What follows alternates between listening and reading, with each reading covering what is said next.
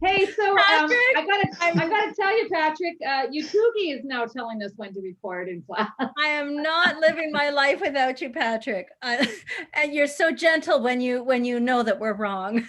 As usual, he says, so gently, as usual, I remind Okay, you. Barb, you start this off. Go Sure. for it. We are one people, one strong heartbeat, just one spirit shining bright within us all. We are part of one another, we're born to love each other. When it's all said and done, we are one. Go, Gwen. We are one people, one strong heartbeat, just one spirit shining bright within us all.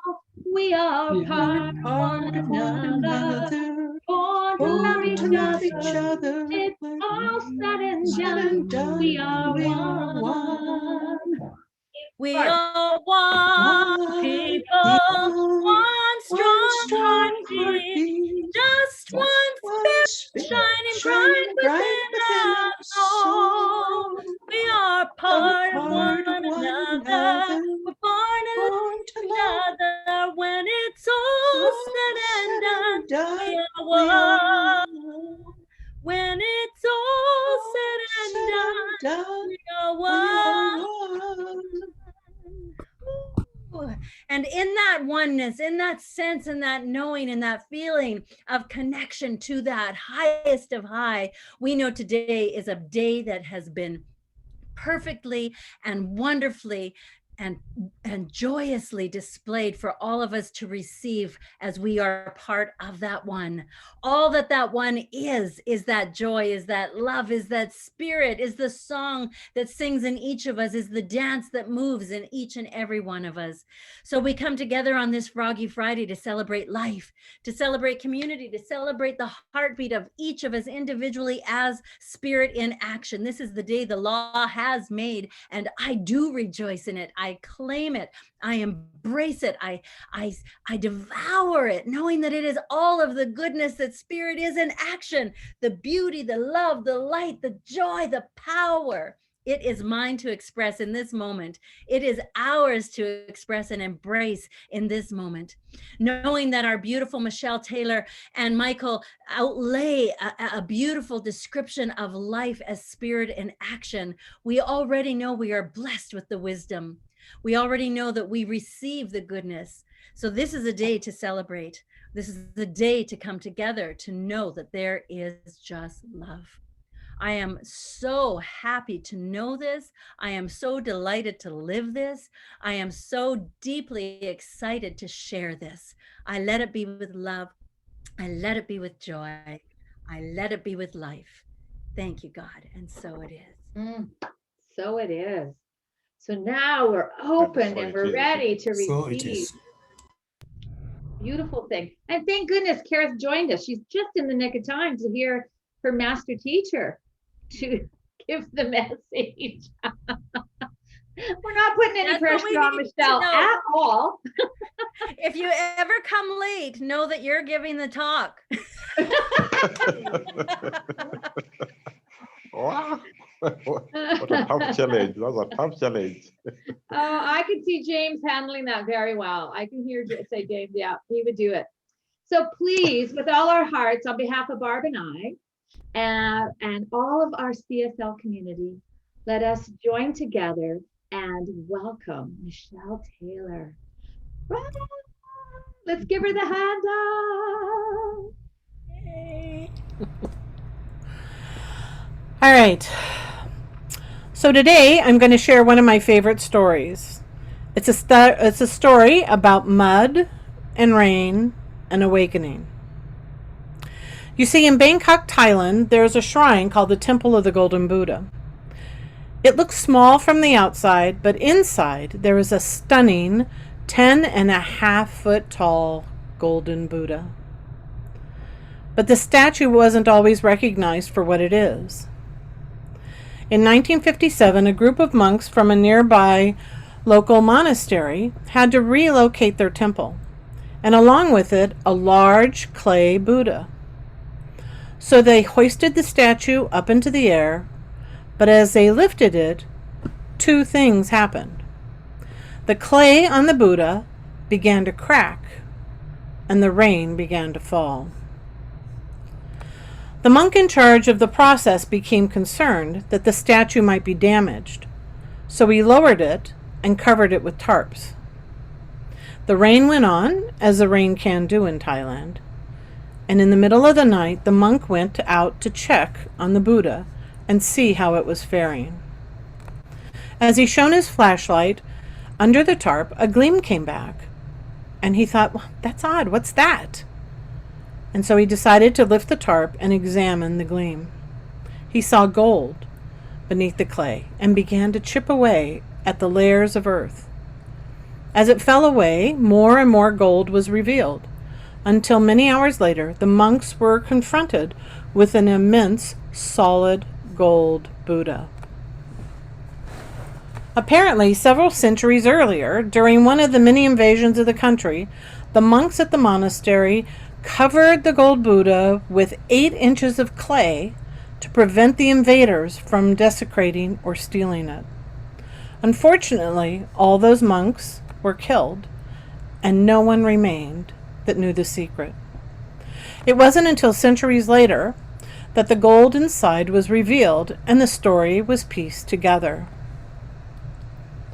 So the moral of the story is that yes, inside each of us, there's a gold Buddha, and by taking the risk and stepping out, in other words, taking the journey, risking leaving our comfort zone, we too discover the truth that God is in each of us. And when we allow the mud to fall, the perfection of who we are shines forth. But that's the easy story. Within the story is another story that doesn't often get told, but it's the one that means the most to me. The truth is that the clay Buddha was not ugly.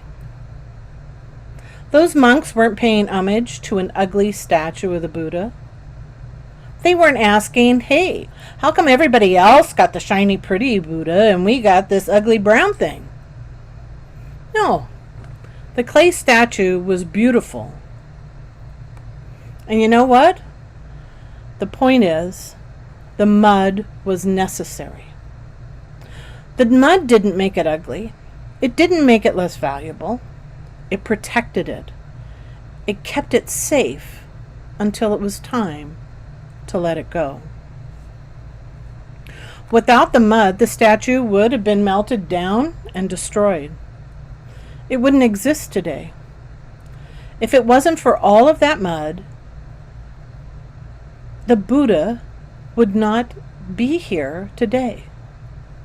It protected the gold Buddha until it was necessary, until it was time to let it go, until the mud was no longer necessary.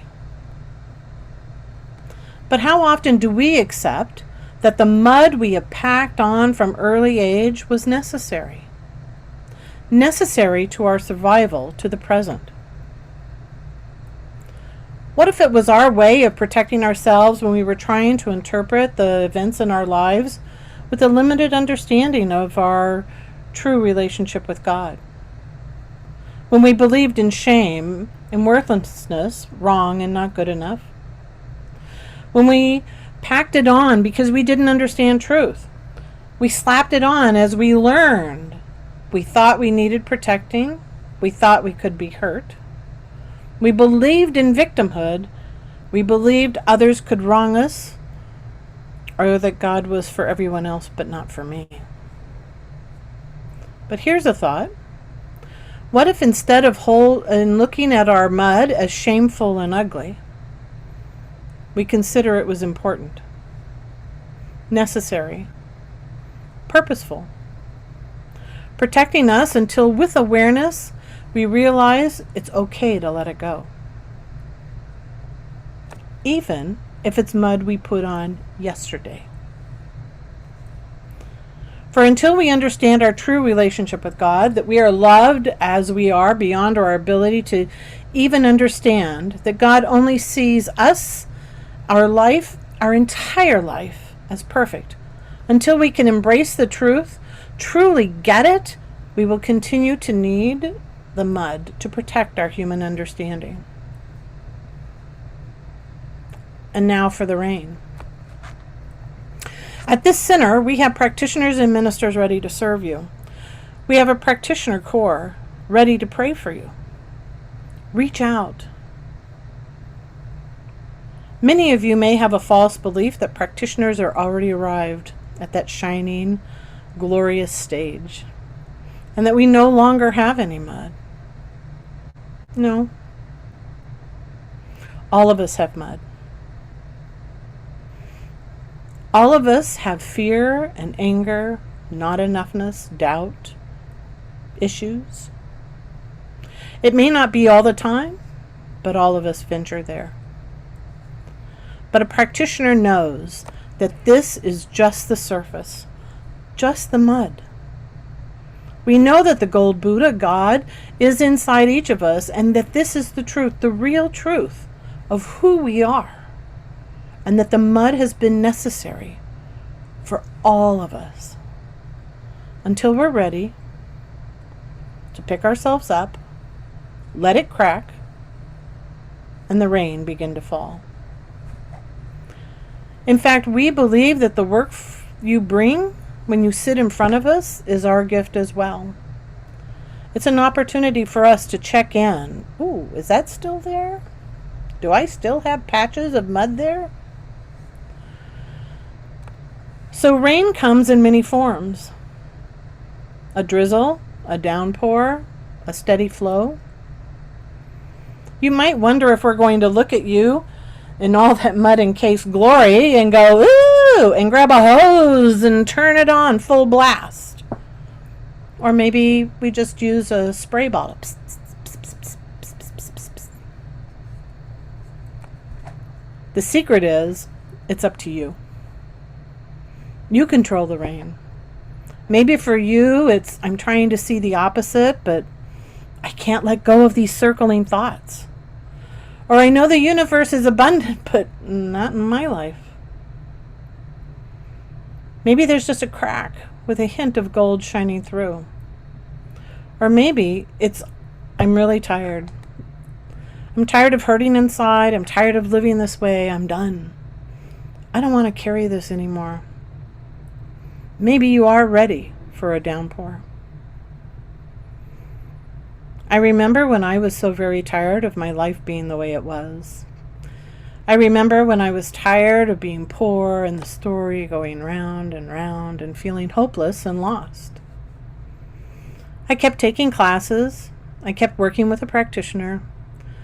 I kept reflecting on my life and worked very hard on changing my thinking. I thought I wasn't good enough. I knew I wasn't lovable. I thought it wasn't possible. But I also remember all of those times I saw my thinking change.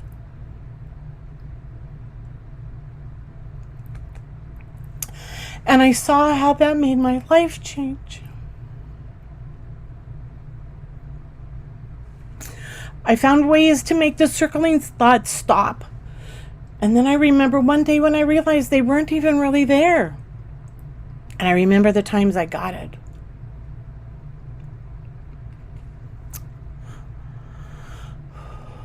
The times I showed up differently.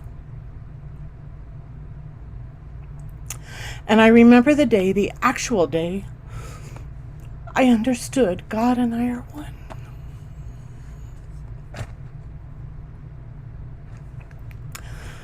Sounds simple, but really all you have to do is decide it's time. It's time to give up the stuff, stop seeing it in your life and one more time, awaken and take the step to tell your own Buddha story of picking yourself up and allowing two things to happen. The mud to crack and the rain begin to fall. Our only job as practitioners is to be here for you, to walk your path with you for as long as you invite us to. and to know the truth of you until you're ready to know it for yourself. To know and see you as God sees you. Amazing, perfect, special. What we know is the gold Buddha within wants to be revealed to you and to the world, for each of us is important.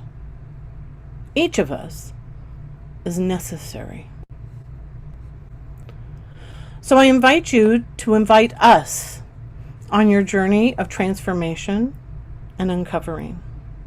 I invite you to trust that we truly see you and your path as a blessing, that all is good and all is an amazing gift to learn from, and an opportunity, no matter what it looks like, to deepen in your relationship with God and to open to other possibilities. We're here, we're ready to serve.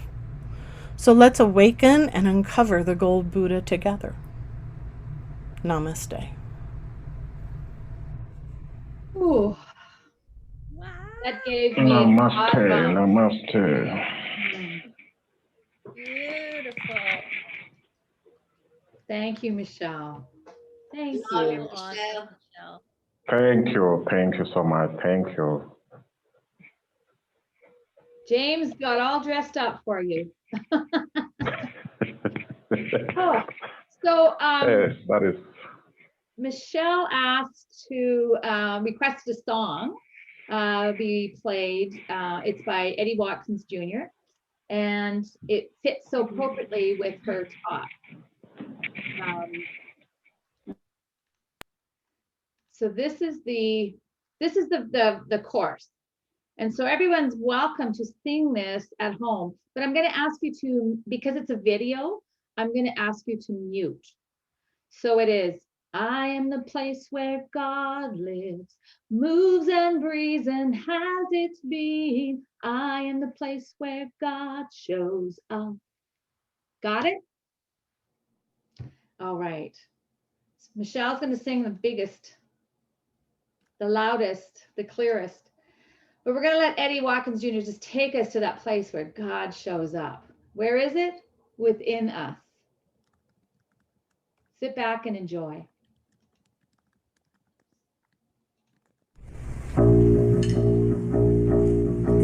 One, two, three, four.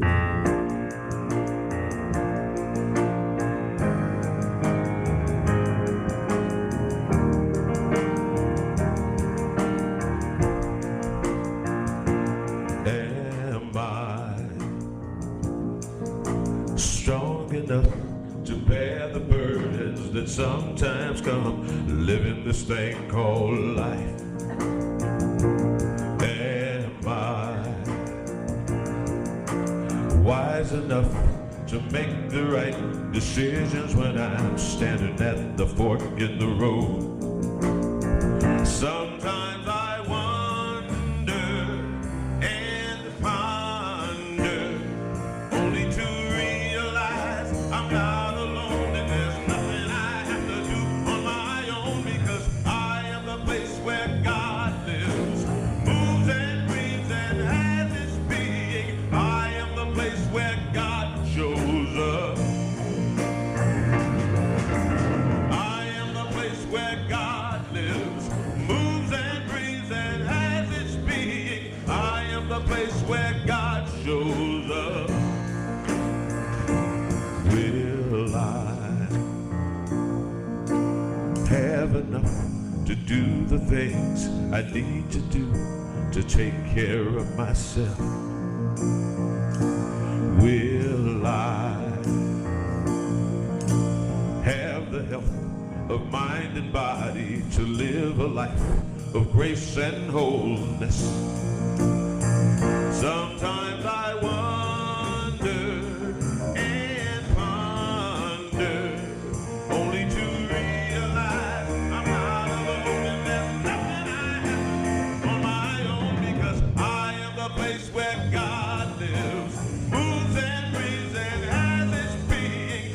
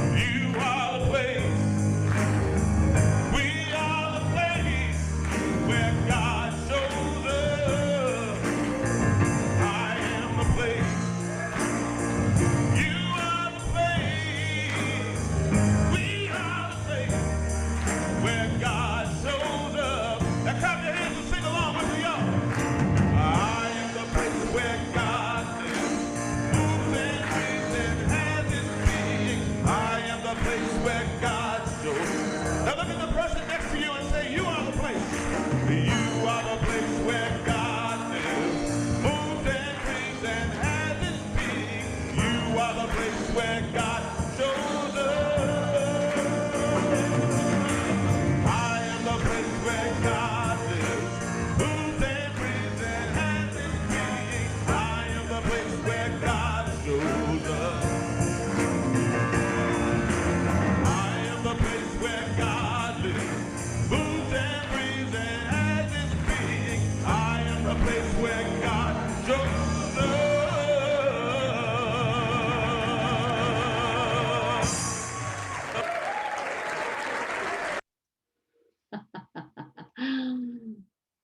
How was that, everyone? So Is that how good. you're feeling?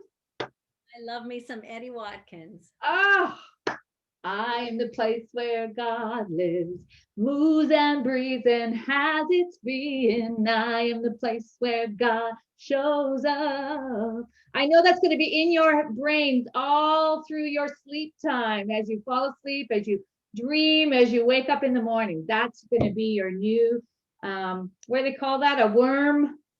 An earworm. Earworm. There we go. There we go. Woo, just take a breath. That was beautiful. Michelle, that song fit perfectly with your talk. Thank you so much. Thank you so much. I was playing this last night to get it working for the video, and I was singing it all diddling around and making my bed and crawling into bed, and it was my earworm for the last 12 hours. So thanks for sharing it. It's a new song for me. Okay, so we have Mr. Michael. Where is he? Where is he? Where is he? There he is. Michael, please step up to the microphone and share yourself with us. Thank you so much. Everyone, bring Michael on. Thank you, Michelle, for that wonderful message, which is a perfect example of we are one, because I just want to share my story today with everyone who showed up. And I want to tell people about Michael.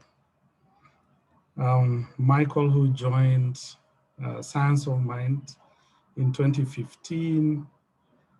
And when Michael joined Science of Mind, he constantly struggled with self-esteem and self-worth issues. And this manifested in practically every area of his life. He struggled with relationships.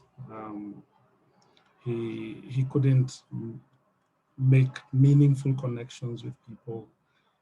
He struggled with finances, and his income was not what he desired it to be. And mostly because he didn't think he was worth a lot. Despite knowing that he was extremely talented and he was extremely committed to his work, finances were still a struggle. He hardly ever spoke his mind when he worked with his colleagues, and because he thought people would judge him and not like him anymore. And when Michael joined Science of Mind, he heard this message like for the very first time in his life. The idea that he's perfect, he is whole, he is complete, he's magnificent. And while those words sounded good, he couldn't let those words in. Anyone else who's ever had that concept, has ever struggled with that, to accept that you're magnificent, that you're awesome? Well, that was Michael. But as he continued to take classes, as he continued to take Science of Mind classes and do work, what occurred to him is that this idea of him being divine, infinite, spiritual being had some far-reaching implication. That, as you know, you see, if he was perfect, he was divine, then why wasn't he experiencing the relationships and the finances that he desired? But then he thought, maybe even in that space, as Michelle has so well put it, there is divine order in that what seems to be chaotic. And that the results that he had were just a mere sum total of the beliefs and thoughts.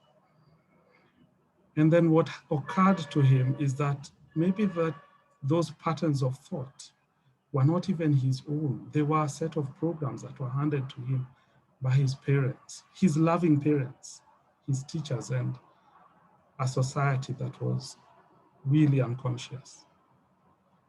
And then another insight, after insight, then if I am perfect, I'm whole, I'm complete, I'm divine, then maybe life is not just about merely making ends meet, that it's about making God manifest in this world, in this world of form, through my work, through my relationships. And then you see, then suddenly, instead of chasing after money, chasing after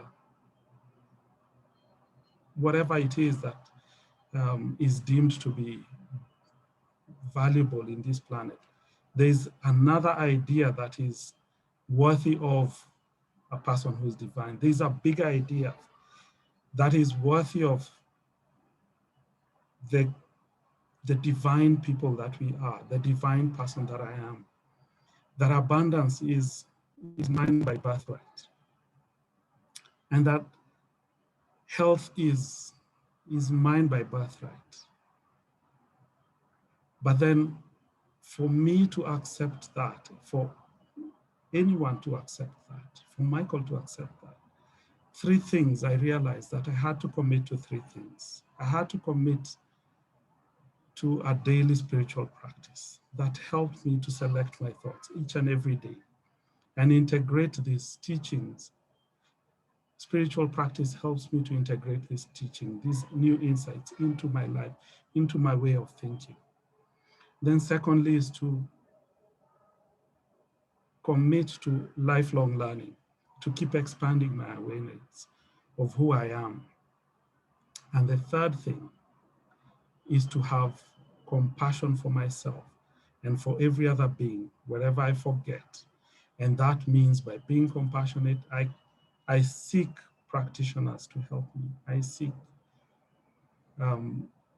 others to guide me and support me, because when we are infinite, it means we are always going to grow, and we are always going to unfold. So Michael's life and his awareness continues to expand every day. Even though he's not done, he knows that he's grateful for this teaching and our beloved teachers. Thank you, everyone. Thank you so much.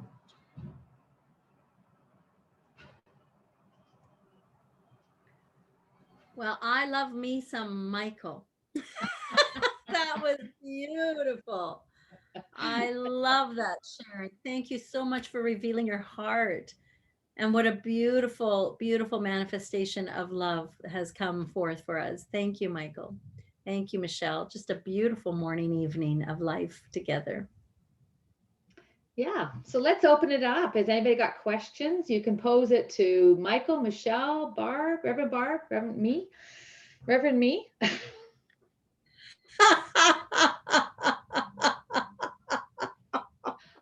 Michael's talking in the third party. I'll talk in. I love Reverend. I was wondering who Michael was. I thought, oh, is he talking about himself? That was my first thing. Is he talking about himself? I got to listen now. I got to really listen. That hooked me in, Michael, because then I had to really listen. So lovely. So lovely. Awesome. Okay, we want to hear from you, Patrick, today, because you know what? It's I need to hear your voice. You gotta have a comment. Yeah. Yeah. There you are. Maybe now I can keep quiet. No, whatever. Yeah, okay. Those were two beautiful deliveries by Michelle and Michael. And what a coincidence, they both start with M. No coincidences. Everything. There's no coincidence in the universe. But then again, Michael, as Gwen says, I was waiting for you to introduce this person you are talking about. It's only that you already know who it was, but it was quite exciting to listen.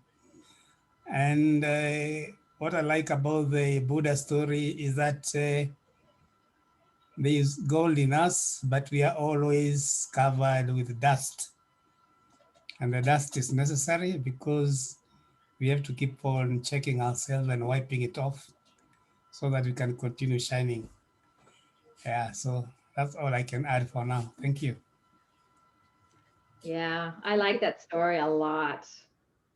You know, I'm going to touch on something that both Michael and Michelle did in different ways. Michael, you said you came from loving, supportive, incredible family and parents. And Michelle, you said, but it's still ours to do.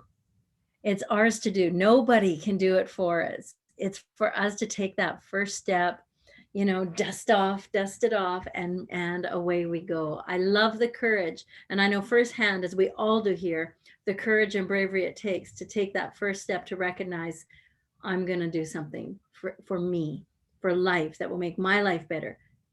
You don't even need to know that it was making somebody else's life better in the process, because when you change, everyone around you changes. It might not always be the way in direction that you're going, but when you change, everyone around you changes. Can't help it.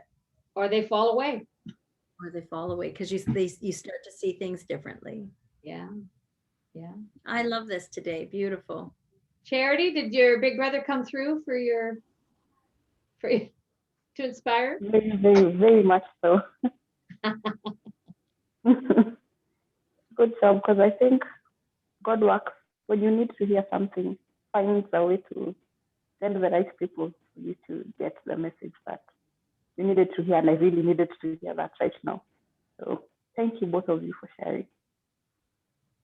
I'm going to think of this story every time it rains, too.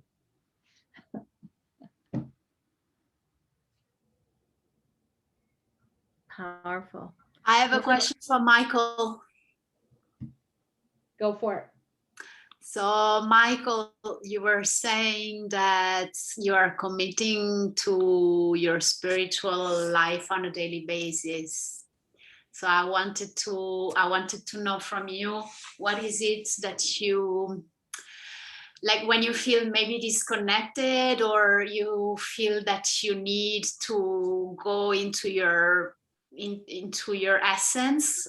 So what do you do? What are your main, I don't want to say activity, but what is it that you do to get into your spiritual core and to reconnect?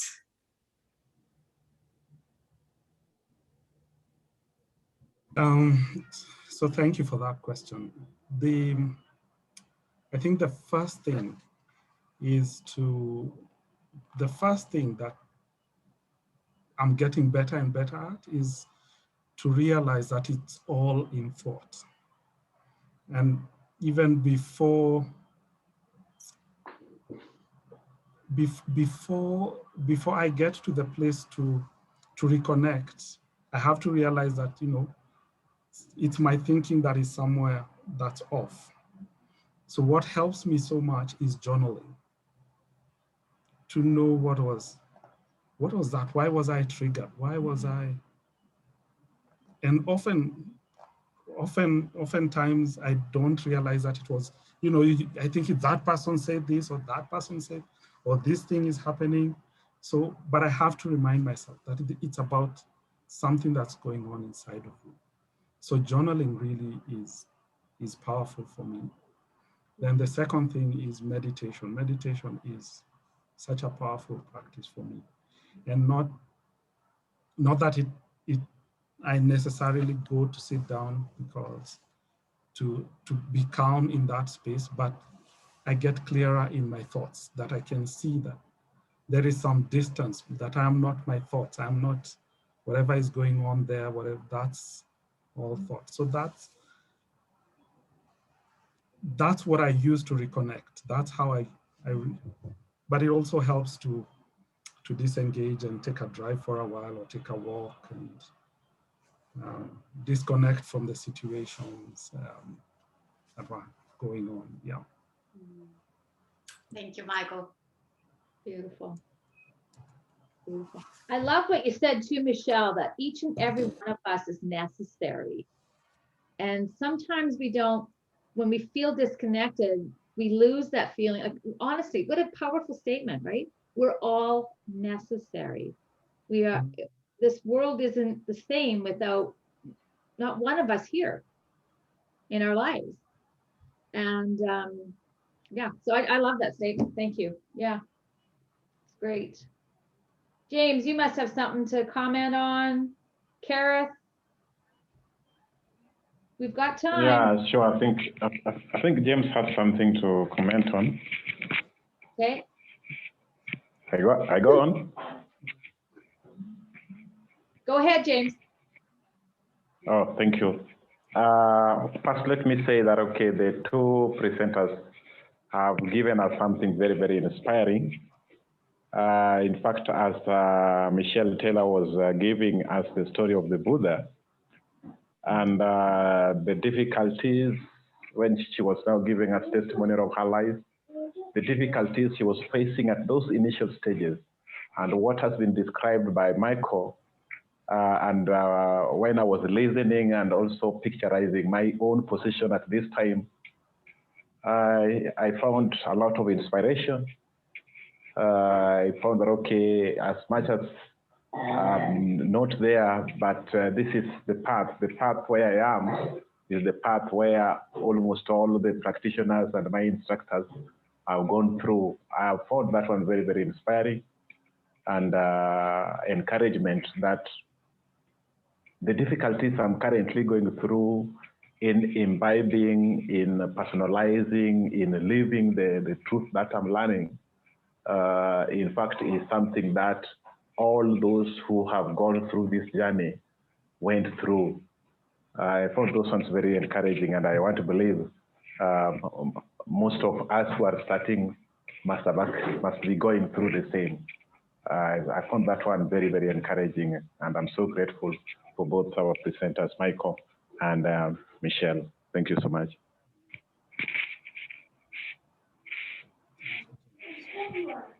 Your turn, Kareth. Do you have something to share? Yes. Sorry? Only Kareth on this whole thing. Oh, yeah. Wow.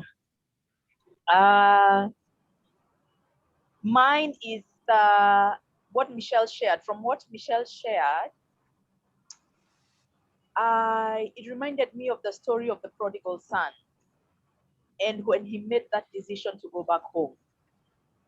And I was thinking to myself, as Michelle shared that on that day that he decided to go back home, back to remembering whom he was and where he belonged, that was the first crack on the mud. And I thought to myself, the day I decided to enroll for Discovery class, that was the first crack. That is when the gold started coming through. There was a crack that started revealing the gold that was always there. It was always there underneath, but covered by so much dirt. And so when I made that decision after a year of procrastination, and I made that decision to enroll for class, that day, the first crack appeared. And that, when Michelle shared that, it made me very emotional, because I remembered it's always been there. It's always been underneath all the limiting beliefs, the self-hate, the pain, the trauma. It's always been there. But that day, when I showed up at Meraki House, it cracked and the gold shone through. Yeah. Wow. Thank you, Kareth. I think that's how we're going to mark at Discovery class. It's the crack in the mud on the Golden Buddha. Thanks, Kareth. Anybody else? You have anything to share this morning, Christine? Beautiful Christine. I want to take this opportunity to thank you, Michelle, for that. It was really powerful. It reminded me when I was in class and when I had to go through every step of my classes.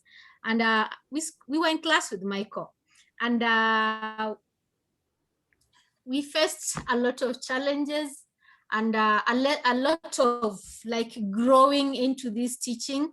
And I remember at sometimes I would just say like, Michael, I can't do this, I'm leaving. And she would say, where do you think you're going? Where do you think you are going? We need you here. And they would grab me back to class with Wilkista. And so it has been a journey of many growth, a journey of many strength. We need each other. What Reverend Gwen just said, we need each other. Like, it doesn't matter where you are, we need each other for us to grow. It was really beautiful. And just seeing Michael there talking to us, it is so inspiring. So I would just want to thank you all, Michelle and Michael, for being our example, our role model, and to encourage us to continue. And for those who are in classes, Reverend Connie used to tell us, I didn't say it was going to be easy. And sometimes when I would feel like I wanted to give up, she'd say, did I say it was going to be easy? I didn't say that. Keep on unfolding to your truth. And the beauty is here now. We are sharing with each other. We are growing with each other. And it is just so beautiful and amazing. So thank you for that sharing. Michelle, I'm going to keep that story with me. I'll always remember it. In fact, tonight as I go to sleep, I'm going to analyze it. Thank you. Right on. Right on. Yeah, that's it's true. Sometimes we have that soul's urge to start allowing the mud to fall away. And some of us go kicking and screaming. Because you know what? It's familiar. It's also familiar. We don't want it. And our souls are just crying to get out and shine the light that we are, that gold shining from within. But we know what it feels like to have that mud covering. It's familiar. So, but you got to remember, your soul's familiar as well. It's our home base. How are we doing, everyone? Philip, you're very serious looking. Are you contemplating? Is there something stirring? Fridays are always about just soaking it up and listening and trying to contemplate what has just been said. My takeaway today is that we control the rain, we control the amount of water that we can allow to fall on the clay.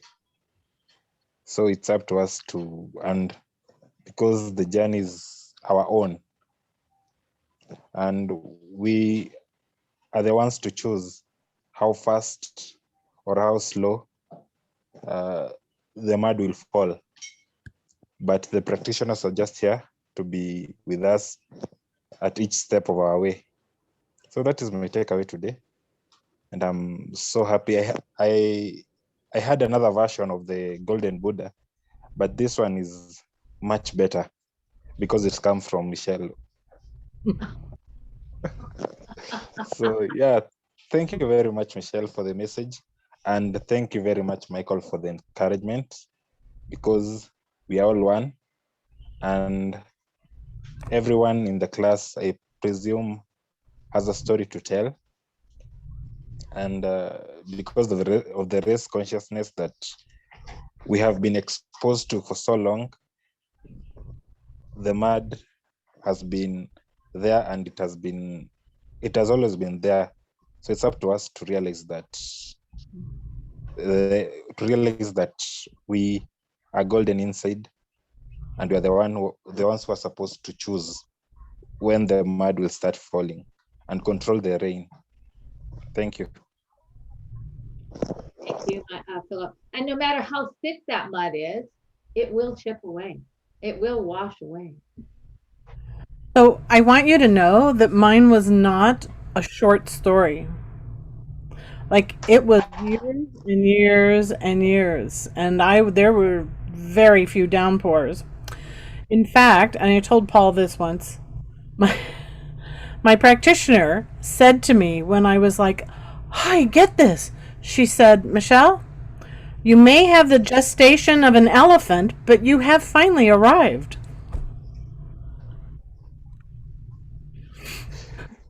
It's taken me a while. Oh, good one, good one, good one.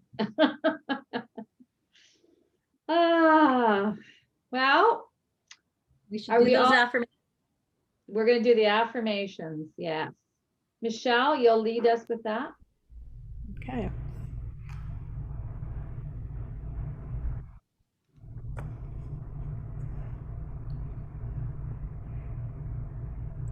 All right. So Michelle, you'll say it and then we'll all, sorry, go ahead. Gwen, sorry. Michelle will read it and then we can all unmute ourselves and say it after she says it. Go ahead, Michelle. All right. I awaken and uncover the gold Buddha within. I awake. Awaken and uncover the gold Buddha within. I am the place where God lives. I am the place where God shows up. I I am. am the I am place the where place God where lives. I am the place where God shows up. I love myself and rejoice in the truth that who I am is amazing beyond all measure. I I love love myself and rejoice in the rejoice truth in the that truth who that who I I am is amazing beyond all measure. beyond all measure. Wow. Wow, those are strong. I wanted to show you this. Feel the love. We've come together, we've gathered together. We are in common unity. We have sang together. We've received together. We have spoken affirmations that we claim for our lives. And that love deepens. That love deepens who we are. On behalf of everyone here, I want to thank you for showing up today. Thank you, Michelle. Thank you, Michael. Reverend Barb, always a pleasure, of course. I'm going to stop the recording, Patrick.